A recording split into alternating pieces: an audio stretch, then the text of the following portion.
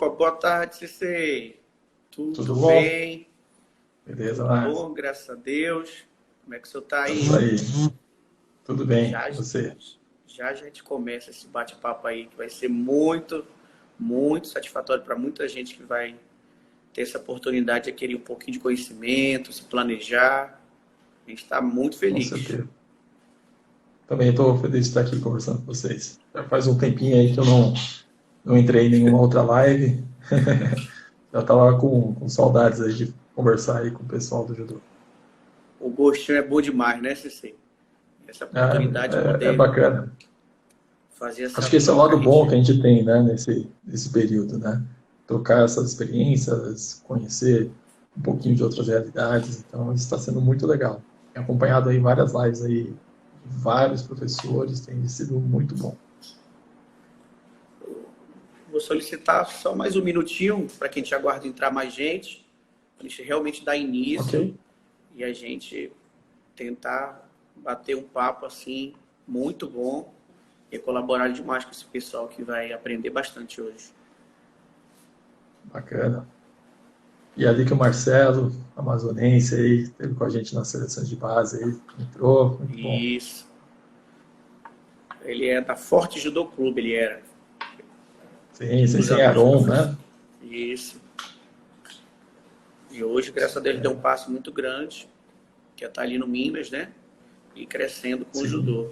É uma das coisas que a gente vai tentar argumentar hoje sobre esse passinho a mais aqui do Amazonas em crescer. E às vezes a muito gente tem que ir bom. para fora para poder crescer mesmo. Digo, Sim, fora do nosso estado, mas né?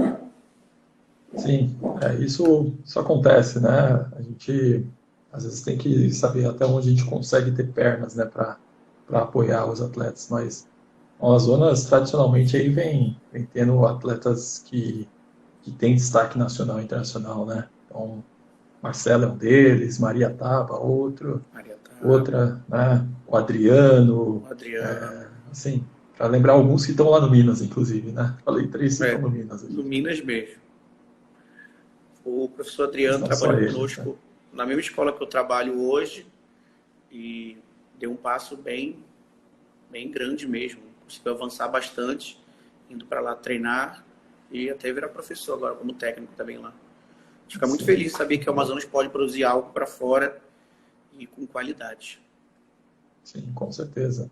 E não é de hoje, né? Isso já vem de alguns anos isso vem acontecendo, né?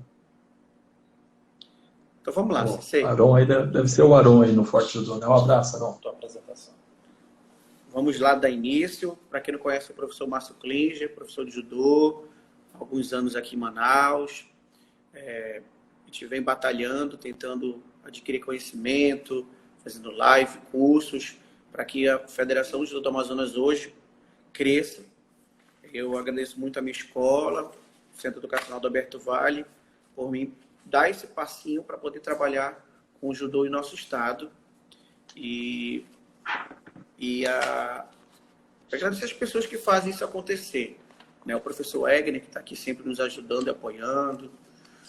O professor Tem, que sempre está disposto a ajudar para que a gente tenha o suporte e consiga fazer uma boa administração dessa aula, desse conhecimento hoje.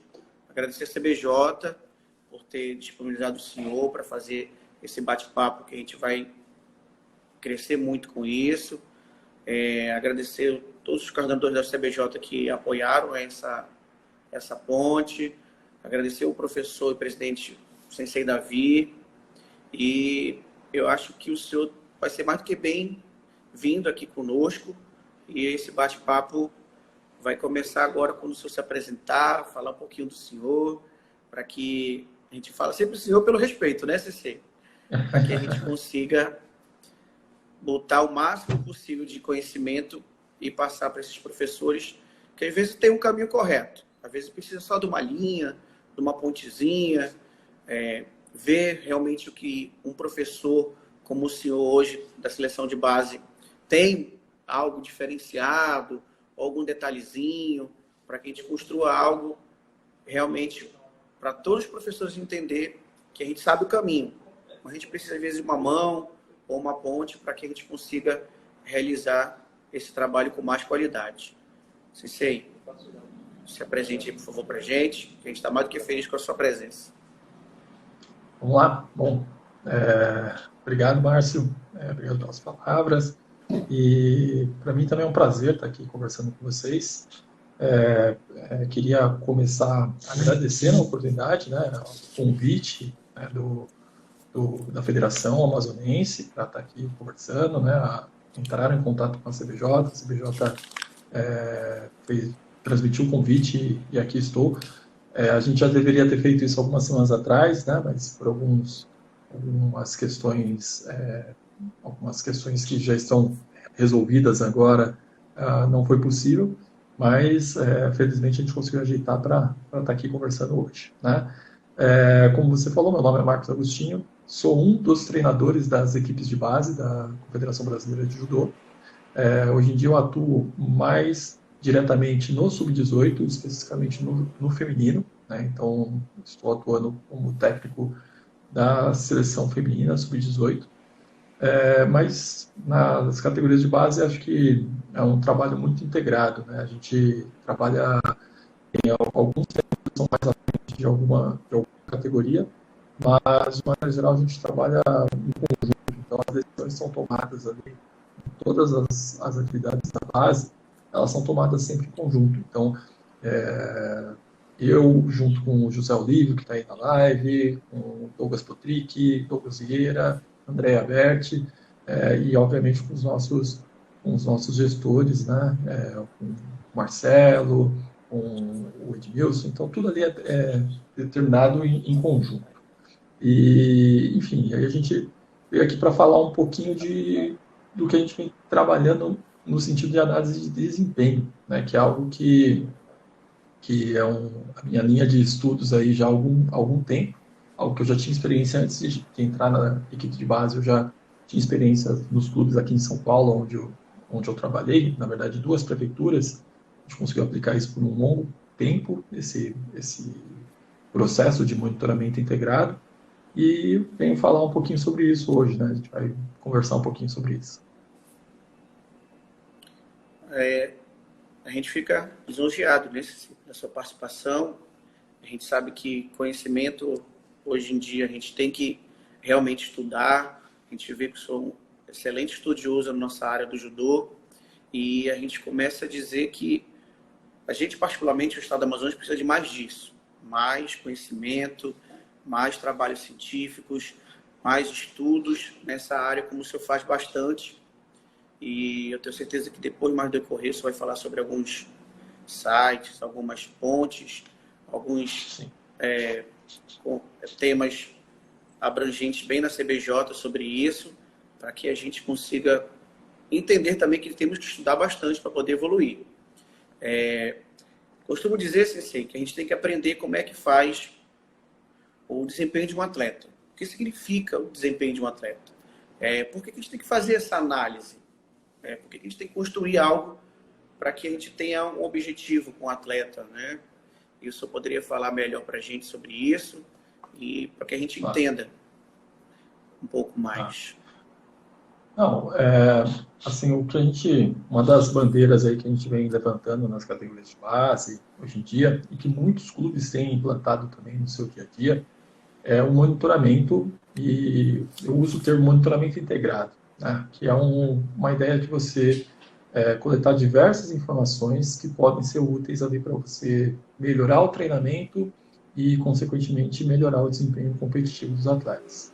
Então, quando a gente pensa em monitoramento integrado, a gente pode pensar no controle da carga de treinamento, no controle da recuperação e da fadiga, nos testes de desempenho físico e também na análise de desempenho. O que vem a ser essa análise de desempenho? Algo que já vem sendo utilizado em outras modalidades já há muito tempo. Aqui no Brasil, acredito que a porta de entrada foi o futebol, né? Então, a gente sabe que hoje em dia tem departamentos específicos em alguns clubes de futebol de análise de desempenho. O que é isso? Você fazer a análise das atuações dos atletas, principalmente nos jogos, mas também pode ser feito nos treinos. No caso do judô, você vai fazer a análise do desempenho nos andores ou no shiar, na competição. Então é você buscar analisar ali na hora da luta o que o atleta mais faz. A gente chama isso do que é predominante, né? Dos padrões predominantes do atleta. E o que o atleta faz e é eficiente, eficaz, que são os padrões determinantes. Então, é você tentar entender o que ele está fazendo que vai conduzir ele ao desempenho. E esse desempenho pode ser bom ou pode ser ruim. Então, é justamente você tentar levantar informações que vão poder ser úteis para ser melhoradas ou para ser aperfeiçoadas. Então, a ideia da análise de desempenho é basicamente essa. Se a gente fosse resumir de uma maneira bem simplificada, a análise de desempenho é analisar os combates e trazer informações que possam ser trabalhadas no treinamento. Perfeito, isso mesmo. A gente costuma dizer que você tem que analisar o seu atleta desde quando ele entra no dojo. A gente aprendeu isso com os mais velhos e experientes, desde a saudação. Porque você vê quando ele está compromissado em fazer algo lá dentro do dojo.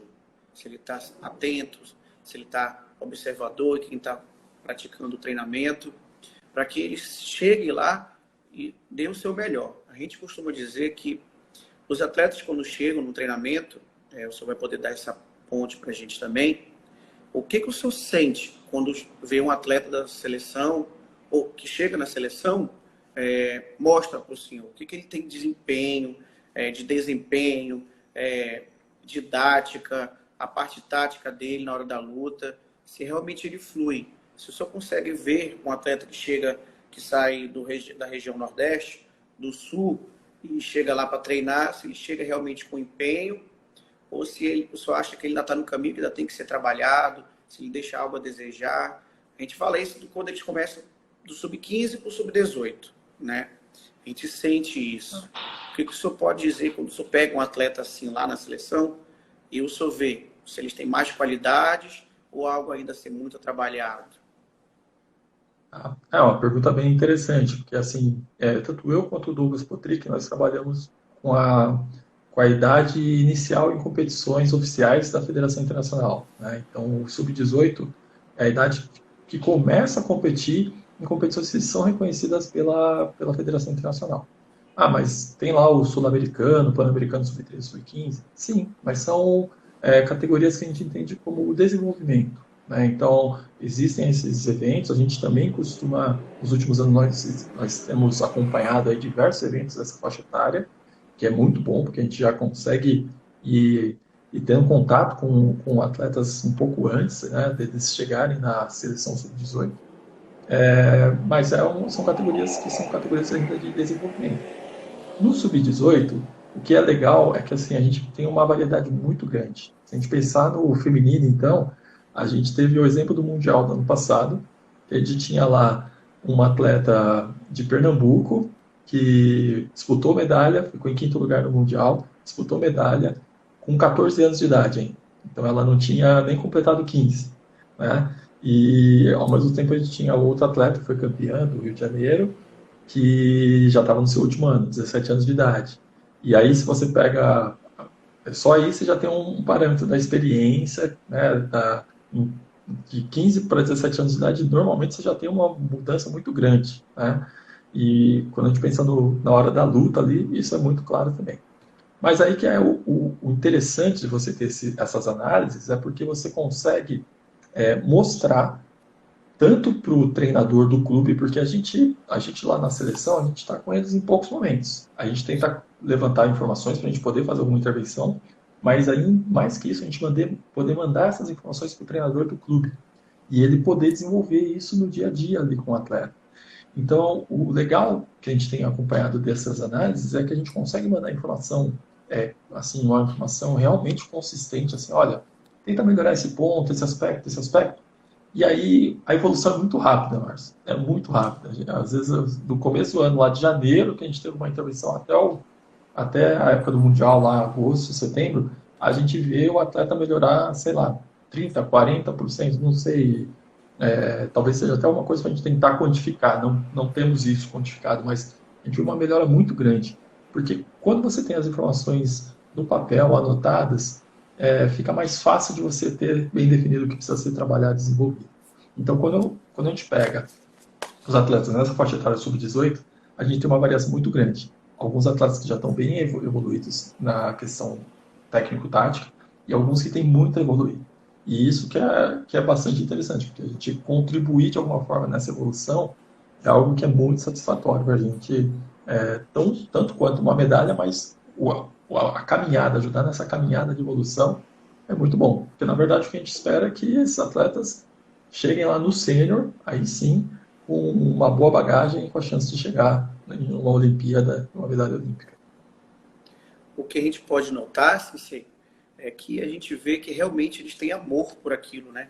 Pô, não é eu cheguei na seleção brasileira, estou ali. Não, você, pelas suas palavras, agora a gente notou que quando ele chega numa seleção brasileira, a tendência dele é evoluir mais ainda, procurar mais ainda, estar ali no meio, se envolvendo e representar bem o nosso país. Como o senhor acabou de falar também, informar a gente vê vários atletas meus conquistando campeonatos mundiais agora pelo Brasil e jogando de pão, né, os adversários de fora com uma, não vou dizer certa facilidade, mas com destaque que a gente percebe. A gente entrou nesse detalhe assim, porque nós aqui do Amazonas temos isso com nossos atletas aqui em situações de lidar com isso. Se a gente realmente vê se o atleta chegou numa seleção, ele realmente pode mostrar o que ele vem contribuindo na sua academia, no seu dia a dia, para que na hora de representar o Estado, ele também sinta isso. Eu sei que são dimensões grandes, mas ele faz parte de uma seleção e a gente toca nesse ponto porque como é que o senhor se lidar, como é que o senhor vê essa situação em relação a essa troca? Quando o senhor sente que tem algum atleta que não está ali. A gente sabe que numa seleção brasileira a gente passa por outras dificuldades, né? E aqui no Amazonas a gente passa por uma dificuldade de ter o atleta da seleção amazonense e não dar o reconhecimento, o valor necessário para aquela demanda. Eu acho que o senhor passou por alguns clubes, como o senhor falou para a gente, e eu sempre também percebi, numa fala sua antigamente de outras lives, anotar, né, preencher no caderninho. O que eu quero dizer, Sensei? Como é que o senhor lidar com uma situação de quando encontra um atleta que só acha que pode corresponder a mais e infelizmente não está correspondendo? Como é que a gente pode tratar, como é que a gente pode lidar? Não é um beabá, mas o senhor já passou por isso em alguns clubes e ter essa resposta do atleta. Como é que a gente pode contribuir com ele quando a gente vê que ele precisa desse empenho a mais de representar um estado, até mesmo a seleção? Eu acho que aí falando sobre o atleta, eu lembro de uma frase do meu treinador lá em Barueri, Luciano Matheus. Quando eu comecei a trabalhar como treinador, né, ali, com a equipe de competição mesmo, eu lembro dele ter falado logo no começo para mim sobre esse aspecto. Né? A gente vê alguns atletas e fala, cara, ele poderia chegar mais longe, né? E aí ele falou, olha, um dos pontos centrais é que ele tem que querer. Né? Não adianta o pai querer, o técnico querer, todo mundo querer para ele e ele não tá com aquele empenho. Então, eu acho que isso é um ponto central. A pessoa tem que querer, tem que fazer valer a pena. Quando chega na seleção brasileira, a tendência é que boa parte já tem isso bem definido. Né? Então, para chegar lá, a gente sabe que o processo para chegar na seleção brasileira não é dos mais simples. Né? Então, tem categorias ali que tem 60 atletas, 70 atletas, para você entrar ali dentro da zona de classificação para poder participar de viagens internacionais, ainda mais se for dentro da zona que é paga pela CBJ, você vai ter que ganhar 7, 8 lutas. Né? Então, assim, tende a ser atletas que já estão com algum comprometimento. Mas isso é algo que muitas vezes a gente fica batendo nessa tecla, sim, viu, durante os eventos que a gente tem. Os atletas estarem focados, entenderem que não adianta se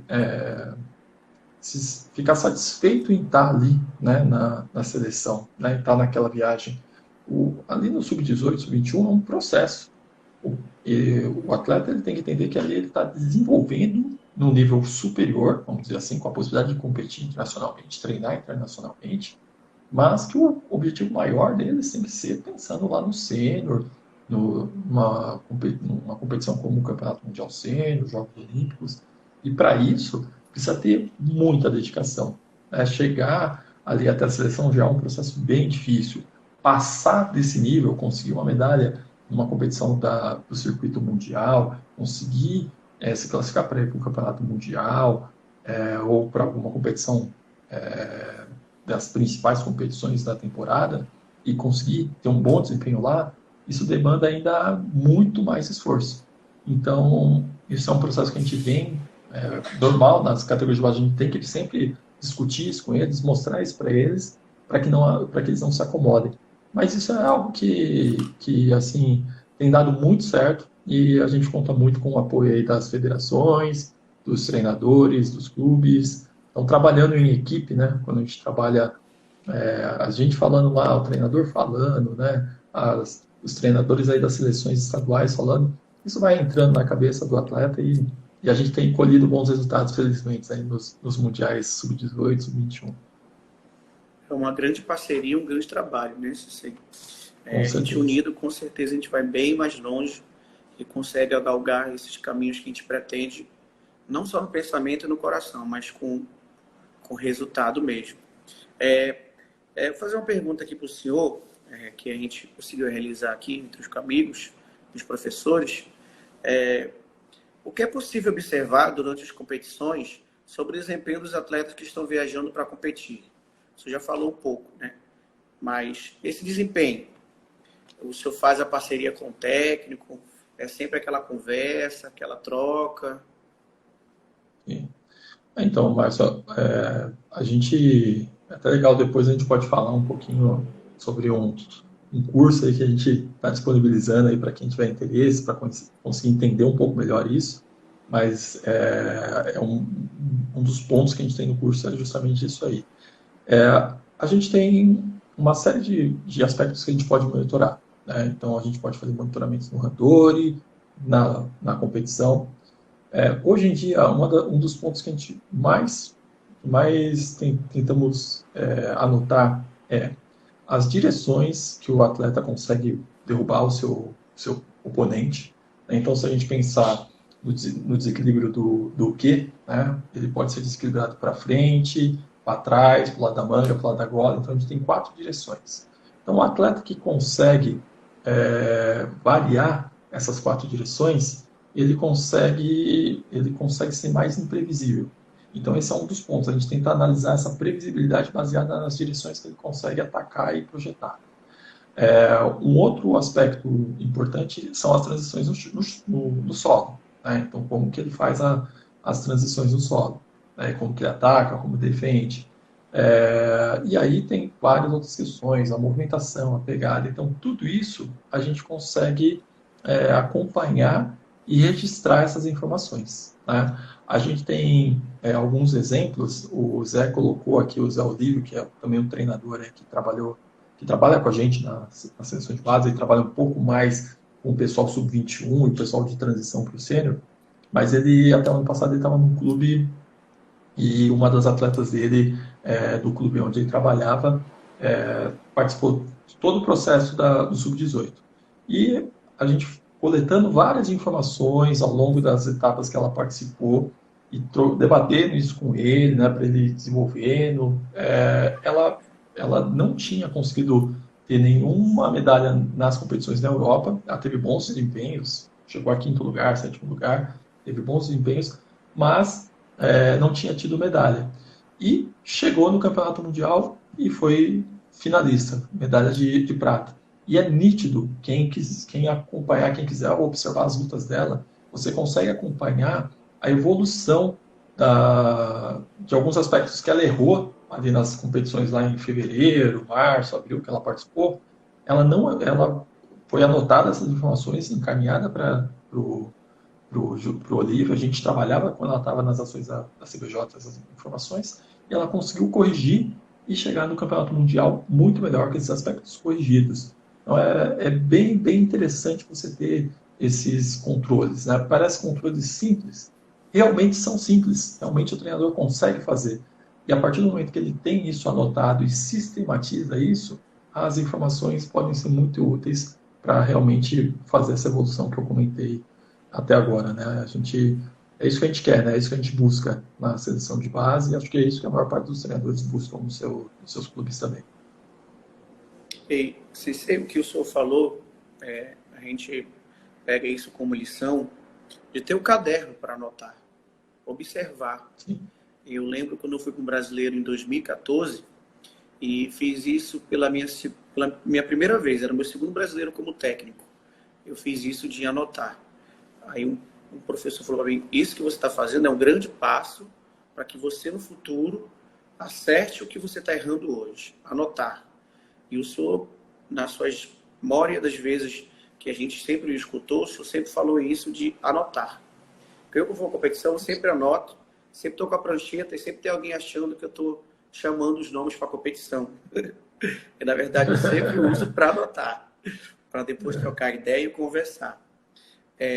Mas referindo ao ponto que o senhor tocou, dos 4 cantos, né, para frente, para trás, direita e esquerda, nós costumamos observar bastante. Nossos atletas aqui no Amazonas, eles têm uma mania de fazer ponceô de joelho. Aí quando chega fora, os atletas de nível um pouquinho mais superior, acabam que isso não acontece. Não consegue fazer ponceô de joelho, porque aqui ainda gira em torno de uma situação de achar que pode ganhar a competição em nosso estado, fazendo somente um golpe para uma direção, né? E o senhor tocou nesse ponto de 4 cantos. E a gente vem até treinando isso também no curso. Daqui a pouco a gente vai ter a oportunidade de falar sobre o curso do senhor e do professor Zé Olivo, dessa situação de você treinar outras formas, né? Para frente, direita e esquerda, tanto para direita, para esquerda, para trás, direita e esquerda. Você pode falar um pouco mais sobre isso para que a gente aqui entenda que o judô não é mais só uma direção, e sim outras direções, e que você possa abrir um leque. Você pode ter um único golpe, mas que você saiba fazer ele em outras direções. Se eu puder nos ajudar e acrescentar isso, ficaria muito satisfeito de ser. Sim. Assim, o que a gente tem que ter em mente, eu vou voltar, né, explicando lá a questão do porquê essas 4 direções. Quando você aplica uma técnica sempre na mesma direção, vamos supor, mesmo que seja outras técnicas, mas você ataca na mesma direção. Então, vamos supor que eu estou falando do Seoinage. Então, eu faço o Seoinage, o desequilíbrio é para o lado da manga e a pessoa se desequilibra para frente, né? Então, eu faço o Seoinage, vamos supor que eu faço também o Ippon Seoinage, eu faço Seoinage em pé, ajoelhado, Taiotoshi, tudo golpe na mesma direção.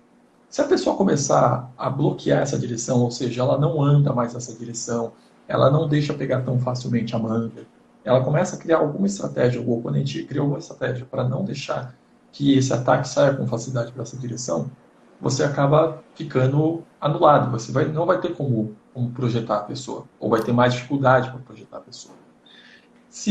Quando você consegue atacar em outras direções, a pessoa não consegue evitar esse ataque de uma maneira tão fácil. Então, se você ataca só numa direção, fica previsível. Se você ataca em 2 direções, ainda fica previsível, porque você tem uma linha, né, como se fosse uma linha de previsibilidade. A partir do momento que você ataca em 3 ou 4 direções, o oponente vai ter muito mais dificuldade de conseguir fazer a defesa. Porque quando ele tem que evitar para andar para um lado só ou para 2 lados, fica razoavelmente fácil, ainda ele consegue controlar isso. A partir do momento que tem 3 lados, você já começa a se perder. E 4 lados, mais difícil ainda. Então, é por isso que é importante a gente treinar, né, os atletas que estão aí ouvindo, treinarem o ataque nas 4 direções. E aí não precisa ficar trocando a pegada, né? Não precisa segurar de direita e esquerda. Com a pegada, vamos supor, eu sou destro, segurando de direita, eu consigo fazer o ataque nas 4 direções. Eu consigo atacar, por exemplo, com o Sotogari, que é para uma direção, com o Taiotoshi, que é para outra direção, ou o Tigari, que já é para outra direção, e uma variação aqui, um Eri Poncionegue, aqui segurando a gola, que seria a 4ª direção. Então, sem trocar minha pegada, eu já consigo atacar nas 4 direções. Isso é um ponto inicial. A partir daí, é pensar em como fazer isso com destro, como fazer isso com canhoto, como fazer isso com pegadas diferentes. Então, além da pegada tradicional, como é que eu posso fazer isso no manga-manga, no gola-gola, com uma mão só na gola. Então, variar as configurações de pegada E aí vai ficando cada vez mais difícil para o seu oponente. Ele não vai saber como é que você vai conseguir atacar. Então, ampliar esse leque é o que os grandes atletas tendem a fazer. Quando a gente pensa lá no sênior, os atletas atacam lá com 12 golpes diferentes, atacam nas direções diferentes. Os grandes atletas que chegam em resultados como medalha em mundial, medalha em Olimpíada. Então isso já está demonstrado aí em diversos estudos. Então é um ponto importante. E aí só voltando um pouquinho, você falou a questão do senhor ajoelhado. Realmente a gente tem visto isso acontecer. Eu e o Douglas Patrick, nós estivemos nos últimos 2 Jogos Escolares da Juventude, analisando os atletas, fazendo uma análise dos atletas. Em 2018, nós fizemos um relatório do feminino, do sub-15, né, de 12 a 14, e de 15 a 17, e a gente viu que realmente, no feminino, os golpes ajoelhados acontecem muito, muito, muito. E isso é um pouco preocupante, porque quando a gente compara com o cenário internacional, não é essa a realidade. Né? O cenário internacional os golpes ajoelhados não são os primeiros golpes ali na lista de golpes mais aplicados. E aí a gente vê que a gente está num contexto bem fora aí do que quando a gente pensa em atletas de alto nível. Né? Então a gente tem que tomar um pouco de cuidado com relação a isso. Agora nós estamos trabalhando nos dados do masculino. A gente já tem alguns dados preliminares. Acredito que nos próximos dias a gente vai conseguir publicar isso também lá no site da CBJ. Mas a gente tem visto que no masculino é um pouco diferente. Não tem tantos golpes ajoelhados. Assim, tem, mas é menos do que o feminino. Mas não é o primeiro da lista ali. Não é a técnica mais utilizada. As técnicas mais utilizadas são outras, né? Ultimatas, contragolpes. Então, mas isso aí eu deixo para a gente, quem quiser saber um pouco mais, vai acompanhando aí o site da CBJ, que em breve a gente vai publicar um relatório sobre isso lá também. Lá a gente costuma dizer que é um mundo que você pode aprender lendo e adquirindo conhecimento de uma forma que pesquisadores como o senhor fizeram e colocaram lá para justamente você, tem isso e é isso e está aqui. Agora você precisa olhar diferente ou melhorado para que você consiga realizar. E a palavra certa é essa, né? Como a gente tem atletas aqui olhando, acompanhando, você tem que usar o judô em prol de uma didática e uma tática que você abra um leque. Você não pode se limitar a uma única estratégia, a um único golpe. Como o senhor mesmo falou da relação da pesquisa, um adulto chegar a fazer 12 golpes diferentes, então é uma coisa totalmente imprevisível, você não sabe o que ele vai fazer naquele momento ali que está lutando. Então, ou você está bem preparado, e acima de tudo, ou você não vai conseguir acompanhar esse ritmo aí que é direcionado se você for limitado a uma única estratégia. Né? E isso a gente planta desde pequeno. Não adianta a gente chegar lá e a cabeça funcionar depois. E é por isso que hoje a gente está aqui conversando com os técnicos, os atletas, para entender um pouco melhor sobre isso, que a gente começa lá de baixo e, de preferência, com essa pesquisa que o senhor fez no infantil, no GEBS, já tem algo a acrescentar bastante, porque dali só tira uma visão, o que vai acontecer, o que está por vir para esses atletas em nível internacional, né? Mais uma perguntinha aqui, que veio... um bate-papo já aconteceu ontem com o professor Neilson, né? Mas essa pergunta vai ser direcionada mais para o senhor, porque a gente sabe que os territórios aqui na região norte são mais distantes. Até o professor Glaucio comunicou aqui, botou aí, quis fazer uma perguntinha sobre isso, e a gente vai juntar um pouco desse contexto. A gente sabe que a gente tem, talvez, nenhum recurso tecnológico, mas eu como acompanho demais as suas lives, a gente pode dizer que o senhor mesmo fala que um celular, uma câmerazinha, a gente já consegue fazer algo que possa contribuir com esse atleta. O senhor pode ligar essa ponte aqui para a gente, falando do que a gente pode melhorar no estilo técnico-tático com essa câmerazinha só no celular. Por hoje ser mais fácil, que é uma ferramenta simples de um grande atleta, ele está ali direto com o celular e essa câmerazinha pode fazer algo muito contribuinte para a vida dele como judoca. Sim, não, com certeza. Eu vou usar como exemplo, na seleção de base, é, no começo, eu comecei a contribuir na seleção de base em 2015. E na minha entrada, uma das minhas funções era justamente essa parte de análise de desempenho. Então, era uma das partes que eu mais contribuía. E aí a gente conseguia fazer, como eu tinha mais pessoas, eu conseguia ficar com essa incumbência e eu conseguia fazer uma análise bem detalhada, com um software que ajuda a fazer análise. Aí a gente vai contando técnica por técnica que o atleta faz ali durante a luta. Assim, ficavam relatórios bem interessantes, né? E alguns treinadores receberam esses relatórios. Eu vi o Diomedes aí, que também está por aí na live, né? Ele recebeu relatórios desse tipo da Maria Tava, na época ela estava no Amazonas. Enfim, a gente conseguiu fazer um relatório bem detalhado. Mas aí, com o passar do tempo, a gente foi simplificando. Hoje em dia, por exemplo, a gente, nas competições internacionais, a gente usa, como você falou, a súmula, a gente tem ali a súmula na mão, e a gente vai fazer as anotações ali na súmula. Quando não tem a súmula, no caderninho mesmo. Então, anotando lá qual que é a técnica que o atleta conseguiu jogar. Então, conseguiu jogar na primeira luta de Seoinage ou Sotogari. Então, Seoinage ou Sotogari. Qual foi a direção? Então, foi para trás direita, para frente esquerda. Anota lá junto. E aí a gente vai, ao longo da competição, anotando tudo isso. E essas informações, e aí junto com isso, anotando também alguns pontos que a gente observou que faltou. A pessoa tomou 3-2 porque fez ataque falso, dificuldade na transição no chão. Então, você vai fazendo algumas observações.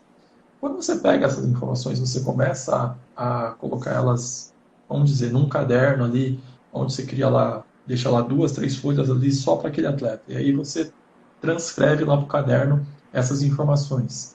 Você faz isso lá depois de 3, 4, 5 competições, você tem um banco de dados ali que já tem um monte de informação. Você consegue ver, por exemplo, esse atleta aqui só jogou com o Seoinage. Olha só, fomos em 3, 4 competições, ele só fez Seoinage, só esse golpe ele conseguiu jogar. Das minhas observações, eu vejo aqui que ele sempre tem dificuldade no solo. Então, ali está claro o que você precisa melhorar. Que ele precisa ter mais avaliação técnica, ele tem que ter confiança em outros golpes, que ele precisa desenvolver a parte de solo. Então, você consegue fazer isso, você não precisa nem de um computador. Se você tiver papel e caneta, você consegue fazer esse tipo de controle.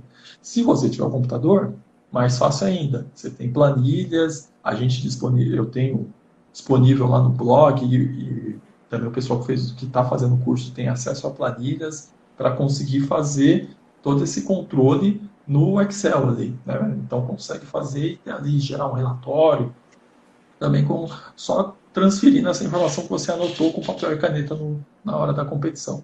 Então, dessa forma a gente já consegue trabalhar.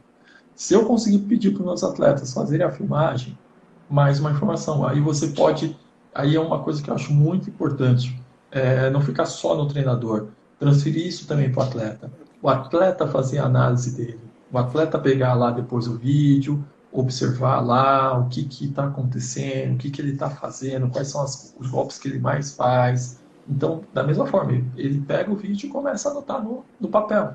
Então, quais são as técnicas que ele executa mais, como que ele está segurando, onde ele tem dificuldade.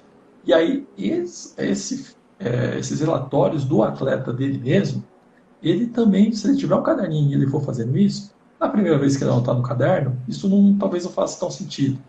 Anotou a segunda vez e já vai começar a comparar. Olha, nessa competição eu melhorei isso, piorei isso.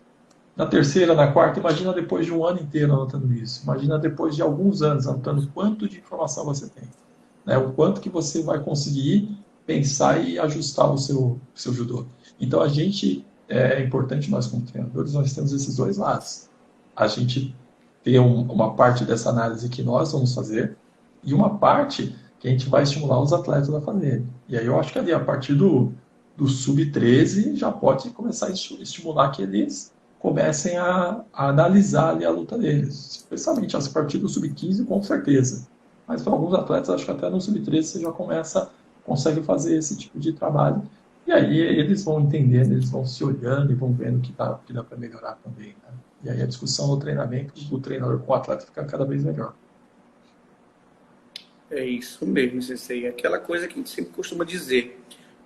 O técnico prepara o atleta para ir para a competição, mas ele também tem que entender que ele tem uns deveres a ser cumprido, além da competição dele, analisar tecnicamente, taticamente o outro adversário, anotar, como o senhor mesmo deu a dica, ou filmar a luta daquele adversário, para que ele cresça, né? Pessoalmente, nesse judô que a gente tanto quer que ele desenvolva com grande experiência e grande louvor. Eu vou deixar aqui um pouquinho para o senhor falar um pouco do nosso curso, né? Que eu ainda estou no primeiro curso, já abri o segundo, e o senhor falar um pouco do que vem trabalhando nesse grande curso que a gente está aprendendo aí. Antemão, eu acho que eu, o professor Diomedes Reis e o professor Rômulo, que estamos nesse curso aí, só poder falar um pouquinho, para que os outros sintam isso. Com prazer. Bom, já era um projeto aí que já estava sendo pensado aí já há alguns anos, já. Não vou dizer alguns anos, mas pelo menos alguns meses. E aí, com um pouco mais de tempo agora, né, a gente tem, eu conversei com o José Olívio e a gente organizamos as ideias e estamos oferecendo esses dois cursos. São cursos para treinadores de judô. O treinador, ele adquirindo o curso, ele pode começar o curso quando ele quiser e fazer no ritmo que ele puder, né? Então, a partir do momento que ele adquirir o curso, ele vai poder ficar com esse conteúdo para sempre. Pode assistir no ritmo que ele puder. Só consigo assistir 5 minutos por dia. Não tem problema. Os vídeos são curtos, são vários vídeos curtinhos com as informações e ele vai fazendo no ritmo que ele puder. E aí, o que a gente traz nesses cursos? O primeiro curso, que é o que o Márcio já está aí, né, já tá participando, a gente traz um cenário geral de organização de treino e de monitoramento de treino. Então, a gente traz informações assim, bem amplas que acabam abrangendo várias faixas etárias. Então, a gente fala lá sobre a pedagogia complexa, que é uma forma de organização do treinamento, né, que é com base nos livros do José Olívio. A gente fala sobre periodização, né, a gente traz informações sobre periodização. Falamos muito sobre monitoramento integrado, então a gente vai falar sobre controle de carga, sobre controle de fadiga, sobre testes físicos e sobre análise de desempenho. Então a gente traz todas essas informações num curso aí de vídeo, tem aproximadamente 5 horas de vídeo. Fora mais um monte de leituras sugeridas, e-books, artigos, as planilhas que a gente disponibiliza para os treinadores, enfim, tem um monte de informação e um certificado para quem faz o curso, um certificado de 30 horas, porque a gente tem essas leituras complementares aí para os treinadores fazerem quando puder também. E o segundo curso a gente lançou recentemente, e é um curso que aí a gente está focando nos jovens atletas, nos jovens judocas, de 7 a 14 anos. Então aí a gente vem com as mesmas ideias, só que a gente vem trazendo detalhes de como trabalhar na iniciação e no direcionamento, que a gente chama que seria essa fase ali do sub-13 e sub-15. Então aí a gente traz uma série de informações bem direcionadas para essa faixa etária, e aí a gente tenta também explicar como que você vai incluir o monitoramento de carga com essa turma, como que você vai fazer análise de desempenho, quais testes físicos você pode fazer nessa faixa etária. Mas 7, 8 anos dá para fazer teste físico? Dá, e tem testes que são muito importantes que vão ajudar bastante, até na questão de saúde desses jovens judocas. Então, a gente traz essas informações nesse curso. E, da mesma forma, a pessoa que adquiriu o curso, ela começa quando ela puder, faz o ritmo que ela puder, e ali também tem 7 horas, esse curso é maior, tem 7 horas de vídeos. Nesse curso a gente teve também 2 treinadores que estão contribuindo. Um é o Simon, do Otto Judô, acho que todo mundo já deve ter ouvido falar aí da página dele. Outro é o Júnior Tavares, que fala sobre preparação física nessas faixas etárias, traz um tema bem interessante. E mais uma vez, O curso traz leituras complementares, planilhas e o certificado também de 30 horas para quem fizer. E aí, quem tiver interesse aí no curso, é só acessar minha rede social aí, né? Aqui mesmo já dá para pegar aí o @marcosagostinho, e lá tem todos os caminhos para conseguir ter acesso ao curso. A gente tem, infelizmente, aí a chancela da CBJ, né? Então, a CBJ nos apoiou nesse projeto, é um projeto pessoal, mas que a gente teve esse apoio aí do nosso presidente, da nossa gestão da CBJ. Então, e muitos treinadores estão fazendo e têm gostado bastante. A gente tem treinadores de todas as regiões do Brasil, Portugal, Itália, América Latina, tá sendo um grande sucesso. Isso mesmo, assim, é um sucesso e todo mundo que faz, eu tenho certeza que sai com a cabeça diferente, conhecimento adquirido e com um pensar mais prolongado em estudar, em querer fazer algo diferente em seu estado, em seu clube. A gente também citou um pouquinho, Ceci, o senhor falou sobre os testes.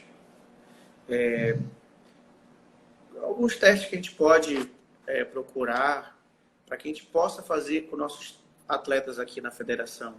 Alguns indicativos, que o senhor possa dizer assim, o ProESP, algum outro que a gente possa trabalhar, se eu puder falar um pouquinho, para a gente concluir essa parte. A gente fala, assim, depende muito da faixa etária, né? Quando a gente pensa ali, especialmente até o sub-15, o ProESP, ele é um dos mais interessantes, porque físico, quanto informações da parte de saúde. Né? Então, você consegue trazer informações dos dois sentidos. Né? E isso é muito importante se a gente pensar ali, aquela garotadinha lá de sub-11, sub-13, talvez seja mais importante do que você ter as informações de desempenho mesmo, de aptidão física, é você apontar algumas informações que ele está dentro de zonas que são saudáveis, né? Zonas que vão evitar que ele tenha algum tipo de problema de saúde. E aí, a partir lá do final do sub-15 e sub-18 em diante, existe uma bateria de testes que são testes rápidos que podem ser feitos ali com poucos recursos, né? E é o que a gente utiliza hoje em dia na CBJ, né? Então, a gente faz lá testes básicos lá de composição corporal, o teste de salto horizontal, o teste de resistência de força na barra, né, com o Judogi, e o Special Judo Fitness Test, né, que é um teste que traz informações ali sobre aptidão aeróbia e anaeróbia, que é importante para o judoca ali conseguir manter a intensidade durante a luta e se recuperar mais rapidamente ali entre as lutas. Então você tem informações que dá para você ver qual que é o nível dessa aptidão dele, né? E aí você consegue analisar, bom, precisamos melhorar ou vamos manter, a gente consegue classificar esse nível. Né? Então a gente explica bastante sobre isso aí durante o curso, os dois cursos a gente traz isso bem detalhado, de uma forma bem detalhada para quem tiver interesse. Mas no próprio site da CBJ tem alguns testes também, né, Ceci? Sim, ali a gente também, no site da CBJ, a gente já tem alguns parâmetros ali, já tem, nós fizemos alguns testes no Brasileiro Sub-15, nós temos uma tabela classificatória que foi feita em parceria com os dados que a gente tem aqui do Brasil e mais o pessoal da Espanha e da Sérvia, então nós conseguimos construir uma tabela classificatória. Aí o treinador que faz o teste, ele consegue pegar aquela tabela e classificar. E lá olha, bom, o atleta realizou o teste de barra com kimono e o resultado dele aqui, ele é sub-18, o resultado dele aqui foi excelente. Né? Então você consegue classificar de acordo ali com a idade dele, com o sexo. A gente tem essa tabela e está disponível lá nos documentos oficiais. E aí tem lá uma parte que é relatórios da base. Lá tem uma série de informações que estão disponíveis gratuitamente para quem quiser e fala muito sobre esses controles. É isso mesmo. E, sempre para concluir nossa conversa, a gente sabe de todo o conhecimento que o senhor tem junto com o professor Zé Olívio e o professor Potrick nessa base. Não sei se estou esquecendo mais alguém. E A gente sabe que a intenção, primeiramente, é buscar conhecimento, adquirir informações, mostrar dados do que realmente acontece, para que o judô cresça em geral. E para isso a gente tem exemplos da CBJ que podem ser implantados no nosso próprio estado. A gente vê esse passo que a gente dá mais com esse curso que o senhor está promovendo, e espero que os professores vejam isso, o crescimento, né, para entender que todo conhecimento que é adquirido, ele só faz a gente crescer mais ainda. E eu tenho certeza que o curso que o senhor está fazendo com o professor Zé Olivo é de grande importância para muitos, porque ali está bem desmiuçado, está bem dividido, está bem explicado, e você tem tudo para avançar. Como eu até conversei com o senhor antes de ter esse curso, até solicitei algumas informações para que eu pudesse fazer um trabalho melhorado, mais qualificado aqui no nosso estado. E o senhor falou, Márcio, calma que vai vir um curso aí e você vai entender melhor. Aí a gente realmente abre a visão para esse olhar de estudar e ver que dá para crescer e que toda vez que a gente aprende algo, a gente sempre quer aprender mais. Eu agradeço imensamente a CBJ, ao senhor, dar esse minutinho aqui para o senhor agradecer, né, falar, concluir tudo que o senhor, um pouquinho que o senhor falou para a gente, e agradecer os professores que já vieram, participaram. A gente fala alguns nomes, mas tem medo de esquecer alguns. Então, que todos os professores do Estado do Amazonas que estão aqui presentes nessa live, que tenham contribuído um pouco nesse crescer e aprender deles. E os atletas também, que estão aqui visualizando, aprendam que o Amazonas tem que ter e vai ter essa condição de ter um atleta que pense na hora da luta, né? Cresça. Assim como agradecer também meus alunos, todas as pessoas que estão envolvidas assistindo aqui. Eu queria que o senhor concluísse aí e desse esse agradecimento final, por gentileza, Sensei. Vamos lá. Na verdade, eu quero também agradecer mais essa oportunidade de falar um pouquinho sobre essa bandeira que eu não sou o único, né? Mas tem várias pessoas que balançam essa bandeira aí de monitorar, de analisar, mas é uma bandeira que eu acredito muito e que eu tomei assim desde o começo ali da minha parte ali, minha atuação como treinador, né? Quando eu comecei a trabalhar com equipes voltadas para a competição, esse foi uma das bandeiras que eu entendi como importante. E eu venho tentando levantá-la e a gente tem conseguido fazer isso também na seleção de base e com bons resultados. Exatamente, com bons resultados. Então, o convite é esse, para que as pessoas debatam sobre isso, estudem sobre isso. A gente, no curso, a gente tenta trazer o que a gente já tem de informação sobre isso. É lógico que sempre vai surgindo mais coisas. E aí é legal esse debate mesmo, né? Uma live como essa traz essa oportunidade de a gente conversar sobre isso e de outras pessoas poderem também pensar nisso ou se já estão pensando de incentivar que eles também tragam essas informações, né? Então, na CBJ, a nossa intenção é sempre essa, levantar essas informações, não levantar por levantar para que ela seja útil realmente para nós e para os treinadores que estão trabalhando com aqueles atletas. Então, nossa grande preocupação é essa: a gente levanta informação e manda para o treinador.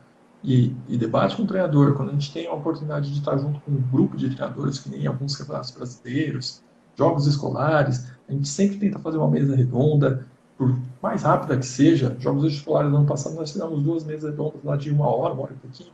Mas é o momento da gente trocar alguma informação. A gente tentar mostrar alguma coisa que a gente vem coletando. E isso é muito bom. No site da CBJ a gente tem tentado deixar disponível essas informações desde 2016. Quem acessar lá vai ver os relatórios, e a ideia é essa, né, de trazer essas informações. Eu vi aqui o Aron perguntando sobre as tabelas, estão todas disponíveis lá. Você consegue fazer um comparativo aí com seus atletas, os resultados que a gente levantou. Então isso é do nosso ponto principal que a gente tem pensado também em promover. Essa é a função da base também, né? Promover todos, né? Que todos cresçam juntos aí, né? Essa é a função, acho, da CBJ, né? Fazer essa essa promoção do judô nacional. E aí eu acho que, nesse sentido, é muito bom estar aqui falando com vocês, quero agradecer a oportunidade aí, ao Sensei Davi, quero agradecer a oportunidade da CBJ, da gente estar tendo essas oportunidades de conversa. E eu queria deixar assim bem aberto, minhas redes sociais estão aí à disposição para quem quiser acompanhar. Ali eu basicamente posto coisas relacionadas ao judô, a análise de desempenho, a treinamento de judô. E estou à disposição ali para trocar ideias. Quem quiser mandar uma mensagem, fazer pergunta, fazer um comentário, fique à vontade para isso. Tá? O curso, a intenção é essa também. Nós colocamos valores muito acessíveis, justamente porque a nossa intenção é que isso chegue para o maior número de treinadores possíveis que tenham interesse nesses assuntos. Então, eu acho que, ainda mais nesse momento, que a gente está no momento aí de todo mundo, assim, por um lado, todo mundo tem um pouco mais de disponibilidade de tempo, mas, por outro lado, muitos estão preocupados um pouco na questão econômica. A gente tem pensado nisso também, e os valores aí acho que são bastante acessíveis pela quantidade de informação que a gente está oferecendo aí no curso. Então é isso, quem tiver interesse é só entrar em contato e, além do curso em relação às questões relacionadas à CBJ, também estou sempre à disposição.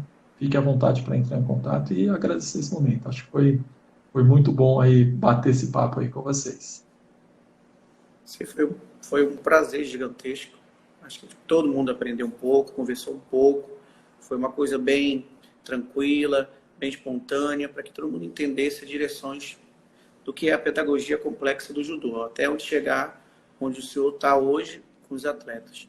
Acho que é uma satisfação enorme agradecer ao presidente, né, da CBJ, agradecer ao senhor pela sua paciência e parceria conosco, ao presidente Sensei Davi da Federação de Judô do Amazonas, ao apoio técnico aqui da audiovisual do professor Egner, o professor Tem, e agradecer principalmente o apoio da família. A gente com a família consegue fazer um crescer gigantesco. Acho que a sua família hoje está mais firme e forte, apesar do que aconteceu. E a minha também tem um grande apoio, agradecer minha esposa. E é isso, Sensei, que a gente tenha outros momentos e que a gente continue assim com essa parceria, porque foi bom e foi bom mesmo. Fico feliz.